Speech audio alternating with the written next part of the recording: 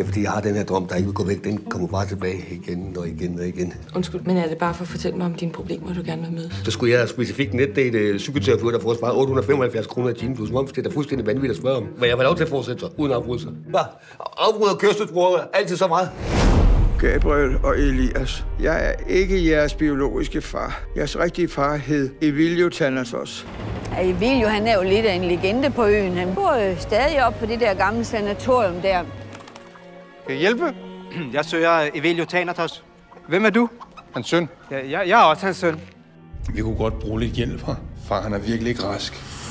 Der er rigtig mange dyr. Men du skal ikke være bange. Det går ikke rundt på dem. Der er jo god plads. De er jo vant til at lægge æg, skal du tænke på. Her sagde du noget for meget, hva'? Vi øver os jo bare, indtil vi møder nogle piger, ikke? Og det skulle du ikke have sagt. Det sidste, det jeg fik for sat. Der er slet ikke nogen af dem, der har den samme mor. De døde alle sammen, dengang de fødte os. De gamle her, de kalder Emilio for dødens pølse. Ja, humoren, den er sådan lidt en til en her på øen.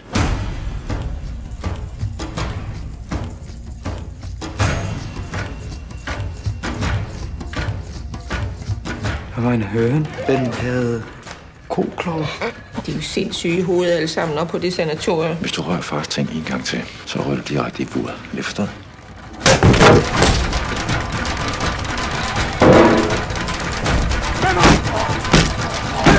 Hold kæft! Hold kæft, hold kæft, hold kæft! Han har da fået det fuldstændig forkerte ben ud af sengen.